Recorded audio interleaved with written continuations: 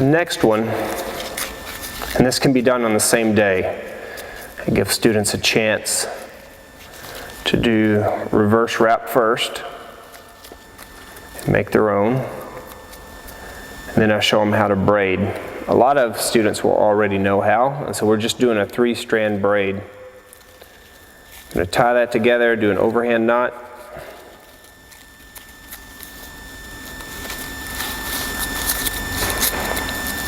And this can be done with yucca, tree bark, agave fibers. There's a lot of different stuff. Anything that's fairly fibrous.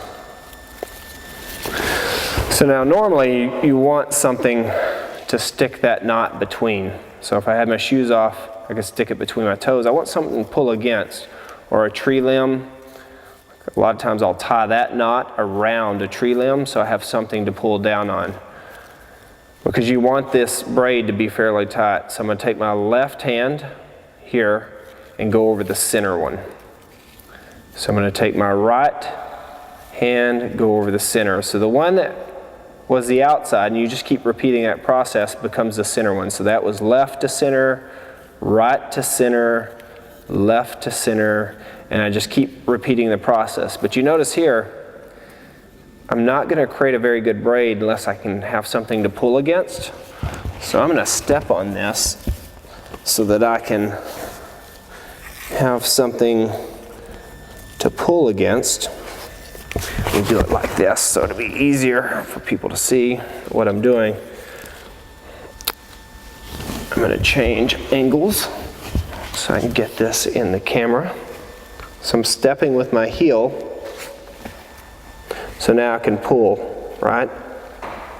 So now I go left over center, right over center. And I kind of wrap these around each other just to give them a little bit more strength. Instead of just having bands of paper towels, I wrapped them up. But left over center, right over center, and just keep repeating that process with something to pull against. So you'll eventually get to a point where you need to splice something in. That's the reason I pulled that one off. So you take your splice, so these won't be equal in length, and you lay it over the one you need to splice. And you want your splices to be at least 2 inches apart. So now I need this one to go over, so right went over, left goes to center, right goes to center, left goes to center, and I just keep repeating that process. With yucca and other natural cordage, you can put a little bit more resistance. And the reason I like to have that splice kind of overhang, I can clean this up later, but I like to leave it overhanging so I know how far my splices are apart. Sometimes I'll wrap them around each other before I start to finish splicing, depending on the material. So I just keep going. So now I've got about 1.5 to 2 inches between the last splice. So it's safe for me to put another one in. I already had one rolled up here. I could just pull a piece of that off and splice it in. But I'm going to lay this over. And this is what I was talking about. Sometimes you may want to wrap those fibers together in the splice to keep them from slipping apart. All right. So left, right, to center, left to center. And just keep repeating that process. And you can make some pretty strong cordage. It's not the best, but if you need it fast, it is probably 3-4 times as fast as reverse wrapping. So if I need to make a quick shelter that relies on cordage, which we will in this class, ours will be a primitive portable shelter, you'll need to make cordage to do that if you don't have some on you. And so that is a way to use natural resources to make your cordage.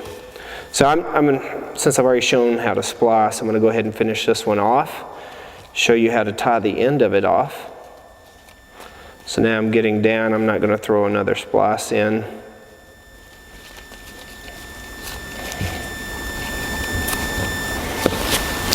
So just another overhand knot.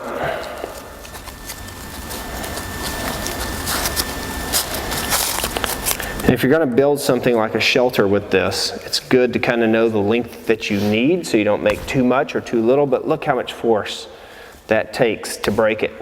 It's a lot more than if I just pinch that. See, I can't pinch and pull that apart.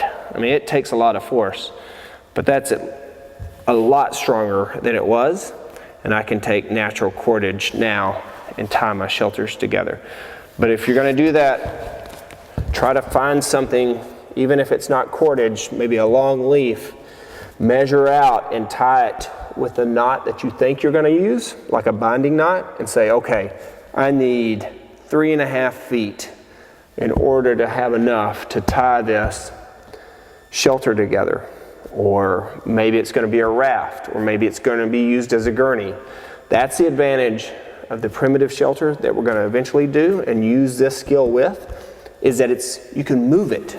So once you make a lean-to, you could prop it up. So maybe that's your first day. But we'll get into that in the next class. But we need these skills in order to make that shelter. We're also going to need these skills when it comes to fire making. So that's where we're leading to. All these skills overlap. They're all interrelated, and you'll use them again, especially the big three: shelter, fire, water. Because shelter, when I talk about it, also includes cordage.